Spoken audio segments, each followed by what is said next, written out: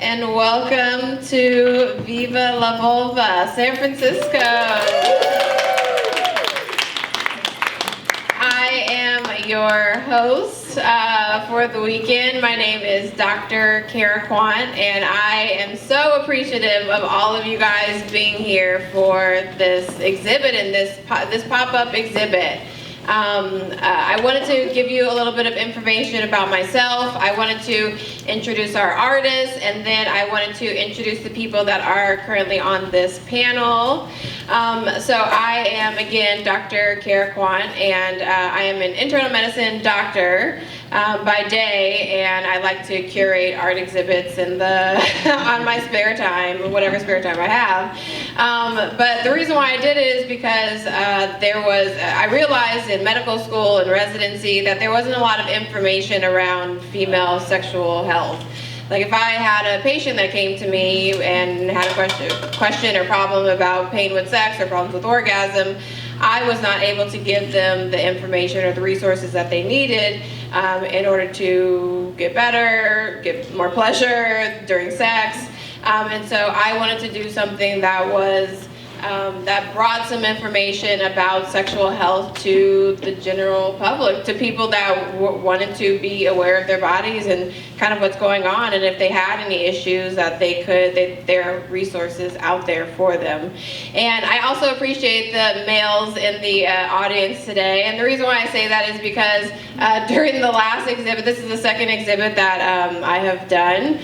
The first one was in downtown LA at a Ren Gallery. But a lot of the males participants came up to me afterwards and they were like, I did not know about this information. Like I didn't know that my sisters or daughters or wives or cousins or whoever it was is going through some of these issues or going through, just did not really understand. And so bringing more awareness to everyone around the vulva.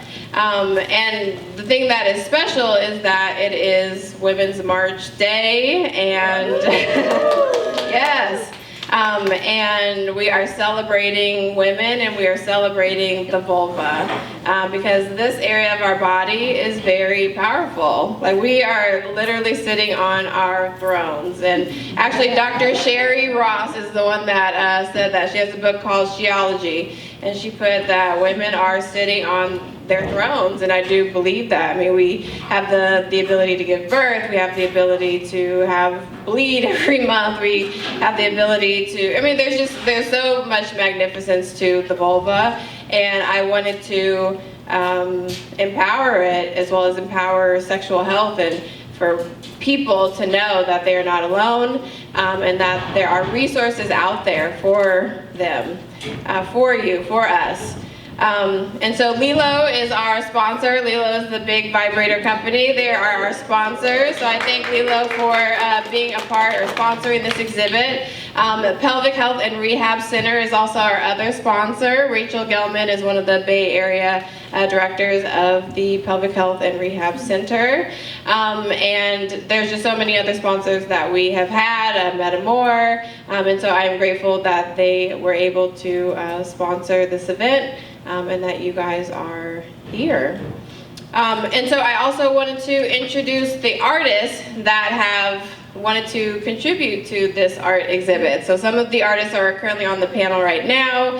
We have Leslie Reed, we have Miles Eastman, we also have Alpha Channeling, who's one of our big artists, Anushka Merchandani, Colette Standish, who is in the audience, Dorian Katz, who is also next to her. We have Hannah Mogbell, who is also here, yes. Jack, I'm gonna mess up the last name, but Gisht, I think is how you pronounce it. Lily Bernard, who did this piece here, and that is it in terms of the artists. So I am grateful that all of these artists have graced these walls with such amazing art about the vulva, art about the woman, the female form, because I think it's beautiful. I think there's a lot of of things that motivate me to do what I do. I think being, as a physical therapist, I help people be able to have pain-free sex. And that's just so rewarding because sex should be pleasurable, it should not be painful. So that's one of the big reasons why I do what I do, but also I just love that, or I've always been fascinated by sex and sexual health forever because it covers, or it's included in so many things, not just medicine, but art, music. It really can cross so many boundaries and areas, so I just find it really fascinating, and that's, I think, why I'm so passionate about it. Doing this project, I do workshops where we do the molds and do these castings, and it's rewarding to provide the opportunity for women to discover themselves and to see their own beauty through their own eyes, which I've discovered is incredibly transformative for a lot of women. I used to say that I would see like $40,000 worth of therapy like wash away in an hour session. You know, women that I saw as very sexually liberated and comfortable with their sexuality would do the process and get very nervous and like, what if that boy in 14 was right and it's ugly and whatever, and then they would peel off the mold and look at it and say, the hell was I worried about? This is beautiful. So really providing the opportunity for women to see themselves in a truthful, honest way. Let's see, my work does not have to do with vulvas, so how do we talk about this?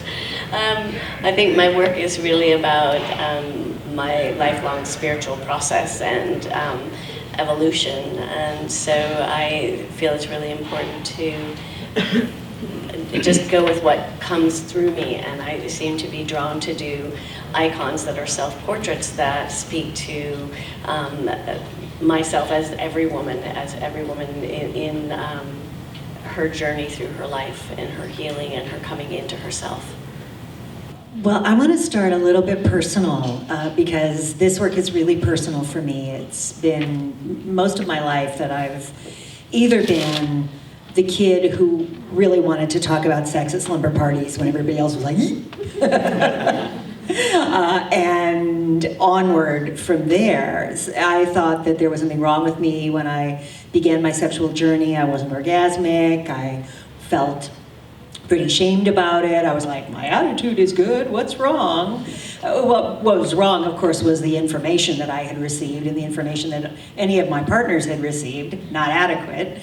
But I internalized that for a while. I also had a journey of sexual orientation and fluidity to go on, starting at roughly that same time. And even before that, there was something up in my house. I didn't know what it was when I was a child. I didn't learn until I was in my late 20s and my father had died, that my mother had been sexually abused by a family member, and that effectively erased her agency around her sexuality. I'm quite sure she never had an orgasm. I don't know if she ever had any sexual pleasure. She was affected her whole entire life long by this experience, and I grew up in that house, so I was affected by that experience too. And instead of happening to me what happened to my mother and getting shut down, I got fired up, basically. And so when the opportunity came for me to be able to step up and write, speak, teach, talk, be out there as a sexual woman, be a queer activist, do all the things. Each time I've had any opportunity like this, I've generally said yes. What am I going to learn? What am I going to experience? How am I going to stretch? What don't I know that I might find out here? And since we have shitty sex education in our culture, I do feel that many of us learn our information in the gutter. So I feel like I did my best to go to all the gutters, learn as much of the information as possible, aim the information at each other and go, can this all be true at the same time? If any of you learned your sex chops and your sex knowledge by going out and just getting started, you know, our culture treats us like we're not supposed to do that, but what exactly else are we supposed to do? And I'm glad that living in the Bay Area, living on the coast, living in the world that we've begun to create, although it's still work to do, gives us some space to find each other and learn together. And I'm really so happy that you put this together. I'm so glad to be here. So my journey also started personally. I had a pelvic pain condition which debilitated me back at the age of 29, but I had experienced pain for most of my life. It just debilitated me at that age. And at the time, I was really fortunate that the field of pelvic health physical therapy had started, which saved my life. So thank you, Rachel, and all of your colleagues. But at that time, there wasn't really good support for the sexual impact of the pain and how to bridge the health aspects with the pleasure aspects. And so I found that even though I was getting good pain management, still, and in my case, I had a chronic health condition. It wasn't just provoked by pain, by sex. So there are some people for whom pain is mostly provoked during sex. In my case, I just had a chronic pelvic pain condition. So it was really hard to figure out how to navigate sex with that. And I was asking my physical therapist, I was asking my physicians for some support, and I also had started trying out some techniques to figure out how to integrate on my own. And when I went back to my physical therapist, she said, your pelvis looks different. And I thought, ooh, you can see what I just did? So it was great. So that inspired me to start thinking about maybe doing research to see if I could create some information out there for people, because I couldn't find information. And at the time, my physicians, my physical therapists would ask me if I would speak to their patients, because I thankfully was comfortable talking about sex also.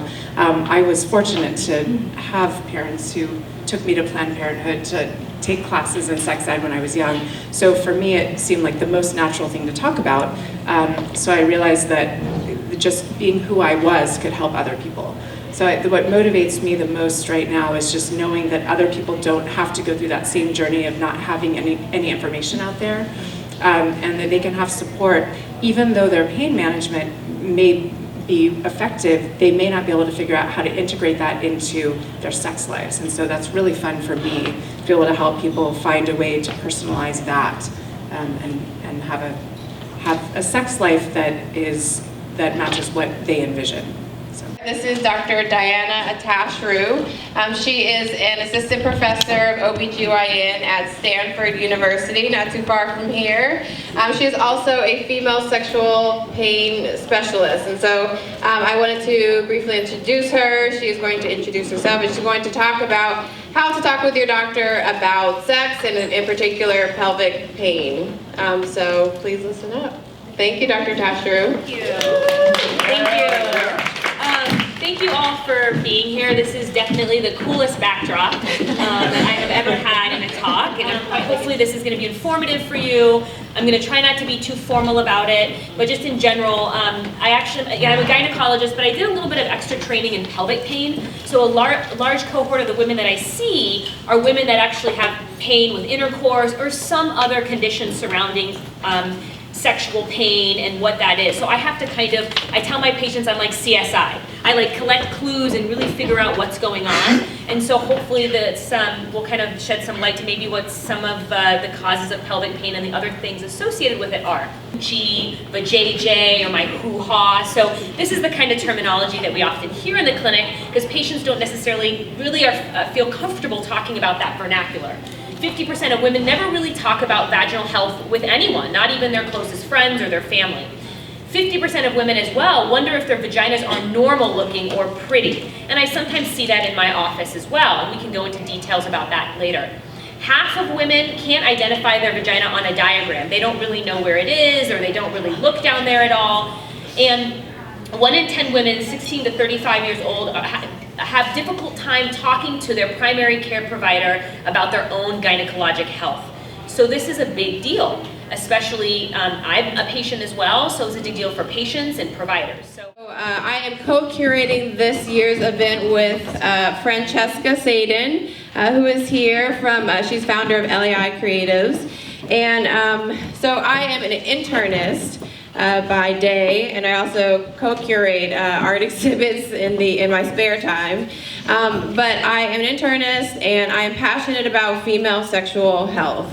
And the reason why is because during medical school, during residency, there wasn't a lot of information around women's sexual health. We got a lot of information about erectile dysfunction and premature ejaculation, but we didn't get a lot of information about the female sexual health side. So if a woman came to me with problems with pain with sex or orgasms or lack of desire, I did not have the resources or the toolkit that I feel was needed to provide that woman with the appropriate care or who she could go to.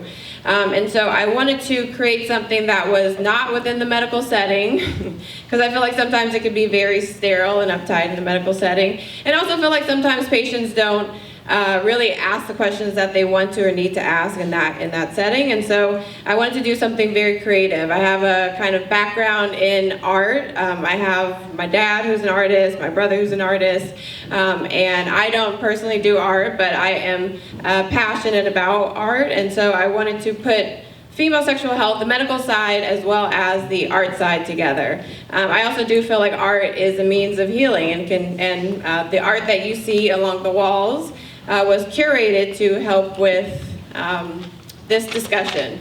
And so that is the reason why I created Viva La Vulva. And I got together some panelists here, a co-curator, like I said, Francesca, who is here, and we made this event that you guys are in currently. And of course, this was like a Women's March weekend situation that Kara was envisioning. So it's great to have all of this energy swirling around. And especially, I love that you want to mate the sort of head knowledge base medical model with the heart and spirit of art making. I think that as the co-founder of the Center for Sex and Culture, an entity in San Francisco, which is now living in the ether, popping up sometimes. We're sort of a co-sponsor of this, I guess. I find that pop culture is one place where we really learn, and hard culture too, high culture, where we learn how to think about sex, learn our images of sexuality. There's lots about culture that needs to interleave with the hard sciences because neither one has it in our society, right? They both hold people's attention and trust, whether it's earned or not. My name is Safira. I am a hypnotherapist and a clairvoyant first. So clairvoyant is someone who can see energy. So I see energy fields, auric fields. I read them. I clear things out for people. I also do hypnosis. So the hypnosis work that I do is actually a lot with women, releasing sexual conditioning, cultural conditioning, that sort of thing. I work with women in the Middle East, doing mostly hypnosis and clairvoyant work. I also work with Tantra and Qigong, and so I work with the feminine practices, activating sexual energy through tantric practice, also through yoga, Qigong. There's many practices out there that are very powerful and can help with healing, can help with energy. I'm Hannah Mokbel, and I did the large vulva painting there in the back, and there's another small one in the back. And I'm just going to read you my artist statement because I am somebody who expresses myself best in writing or in painting. So, but hopefully what I have to say resonates with you. So I began painting my first vulva in 2007, which was a little while back. And my first one was a self-portrait. It was entitled "Don't Be a Pussy" because I hate that pussy is used as a derogatory term for weak and cowardly. And it took a lot of courage for me to begin painting this series. I had to face my fears about what people would say, and I had to man up to paint them. And I feel like pussies are strong and brave, and they bleed and they birth and they persevere. And just because they're soft doesn't mean that they're not strong. And in fact, I feel that their strength lies in their softness and their ability to adapt. And I dream that one day the word pussy will become synonymous with all of the strength and bravery and beauty that they contain. I grew up in a really conservative religious environment, and in that environment, modesty and neatness and purity were projected to be a woman's highest virtue. And on the topic of my body and sex outside of traditional marriage, I felt like there was virtual silence. So I was someone who was molested as a child, and I felt extreme shame and guilt around that. I felt guilty for failing to protect my own modesty, and I believed that I was to blame. And because of that, I no longer felt pure, and because of that emotional weight, I was unable to talk about it or to tell anyone. And I learned as an adult that shame thrives on silence, and that I wasn't alone in my experience. And I learned that silence also causes isolation, and that victims subjected to isolation tend to internalize. So it's important to have a voice. And without a voice, victims of sexual abuse often implode, and they harbor self-loathing for this unspoken ugliness, which often doesn't have a name. So reclaiming and embracing my own sexuality and boundaries and personal agency has been a process, and creating empowering art about and for women has been a big part of that healing process. I paint because I feel like it's time to give vulvas a voice and a face and a visual space for their existence. I feel like art is a visual language, and so I'm trying to create a visual space in creating these paintings. And I also wanted to contrast the feelings of shame and smallness and silence, which I knew too well. So to shine the light on those areas of darkness, I created vaginas that were 4 feet tall and bold and beautiful, and I wanted them to be dignified portraits that demand respect. And I wanted the portraits to be very intimate and unapologetic and just proud. So they're not ambiguous images disguised as flowers, but they're real portraits of real women at their most vulnerable, daring greatly. Thank you. Hi, my name's Colette Standish, and I'm part of the show. My work's 3 big watercolor pictures, paintings. Colette, can you get it a little closer to your mouth? Is that better? Yeah. Okay. You know what? It's quite funny because usually I'm quite loud. So yeah, those are paintings that actually were shown first at the Centre for Sex and Culture. So they had their first opening there. I am an erotic based artist, but I'm more like an artist that uses eroticism in all different kind of levels, whether it's painting, whether it's film, video, sculpture, and a lot of my influences are not just from artists, visual artists, writers, musicians. Patti Smith, Annie Snin, a big part of my repertoire, and in particular Annie Snin. She was a big influence on me, and I remember reading, not necessarily her erotic stuff, but her sensual kind of novels, and I remember thinking, I want to paint the way she writes. So because of that, she had a big influence, and I started to delve more and more into the erotic, and I've been doing it a long time. And I'm very pleased to be here with all these people, and yeah, that's me. Hello, my name is Christine M. Cordova, also known as Domina Iset, and I am initiated priestess, and my business is Red Temple. It's about uniting spirituality with sexuality. I'm also a fine art and photography model, and my special genre there is erotic and sensuality, and I'm also an erotic performance artist, moving into video and film this year, being guided to do that. I accepted the opportunity to speak here with the intention to be able to share my story on how I reclaimed my sexuality and my sexual power.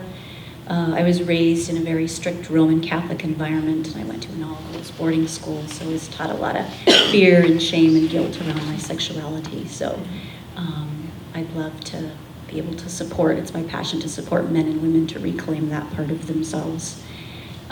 So I think that's good.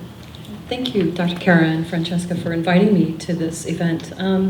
So I hold both a doctorate in both Chinese medicine and in Western medicine as an MD. And I've been practicing what is integrative and functional medicine. And part of that care with patients is working on a lot of women's health. And as you know, I would assume you know, that there's so many autoimmune diseases this time, and a lot of it comes from a lot of the inner talk that's been going on with ourselves, and I see a lot of women with these autoimmune conditions. And so for me, it's been really important to be able to share to the women that how we need to release a lot of the self-talk. I do a lot of what's called emotional freedom technique, and then I have devices which I think of as advanced forms of technology using bioresonance and plasma technology, and it's basically vibrational medicine, and the vibrational medicine is imperative in the work that we do, both from the mental aspect, but also from a physiological aspect, and changing your own vibration so that you can resonate in a harmonious state, so that your body is basically in a homeostasis. And that's mostly the most important thing with patients that I see. So I do have women that come in for physiological problems, and they have maybe some mental conditions that are affecting their health in their reproductive organs, and so we work through a lot of that in basically harmonizing the physiology, but also helping to release the emotional attachments that come along with that. So I'm very honored to be here, and I'll pass it to Francesca. Hi. Sorry, I've lost my voice from this week curating the show, so you have to excuse me. I'm Francesca Seiden. I'm co-curator with Kara on this event, and I have two companies, LAI Creatives, which is a magazine and a consulting multimedia marketing event throwing thing. I've been in the arts for over 20 years, and I've also been into at the same time, to balance out the freakazoid of the creative filmmaker and all that, I started a workshop that traveled around the United States called Sexual Alchemy Healing Arts, which combines sound healing using the crystal bowls, sex magic, teaching women how to kind of turn trauma into power using their own sexuality and bringing that into creativity, and then as well as some other fun stuff. So I went to Viva La Vulva last year in LA, where Kara did it with another gallery, and her brother and I are very good friends. So I'm very happy to be finally working with her on this. And the number one question I get from women who come in is, so what vibrator should I be using? So where did my libido go? So why was my orgasm a thunderclap in my 20s, 30s, and 40s, and now it feels like raindrops on the roof pitter-pattering in my 50s and 60s?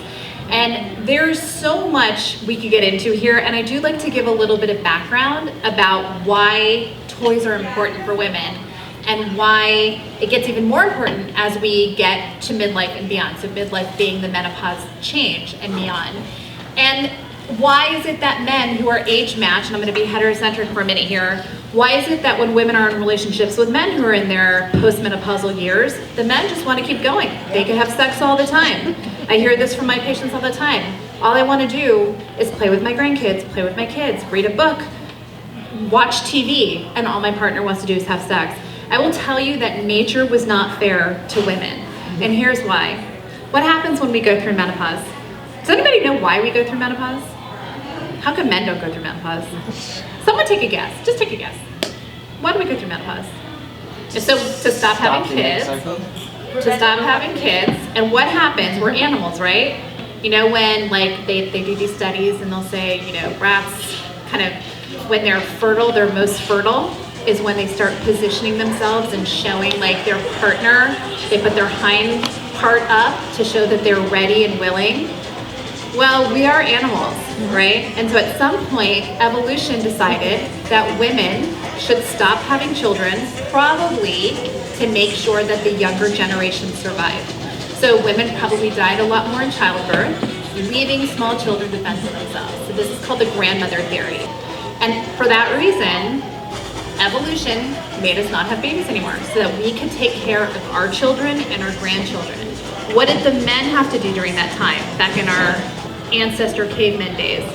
They had to go out, kill the food, bring the food back, but they also had to make sure that the species continued, right?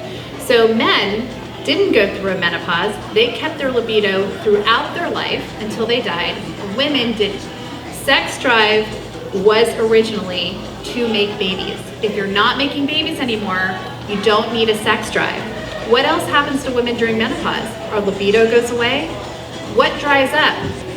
Viva la vulva, the vulva seca. As we get older, it dries up, the vagina gets dry, and that has to do with the loss of estrogen and the loss of testosterone. So women after menopause have to fight nature. And this is the one thing that patients get very frustrated about, which is, this is so hard. It is hard, but many women are gonna live with men and age match men. And you have to keep up with them, because what happens often when women say, you know what, I'm just gonna stop, and my partner just has to put up with it, what happens? That partner goes looking for it someplace else. Not all the time, but it happens. We know it happens a lot.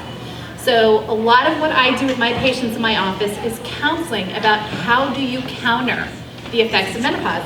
And sexual devices, that is what they are called now, not sex toys. The OBGYN, our main governing body, is called the American College of OBGYN, actually put out a committee statement which basically said vibrators, dildos, and anal-specific toys are sexual devices. So it's sort of like it got that badge of legitimacy by this governing body of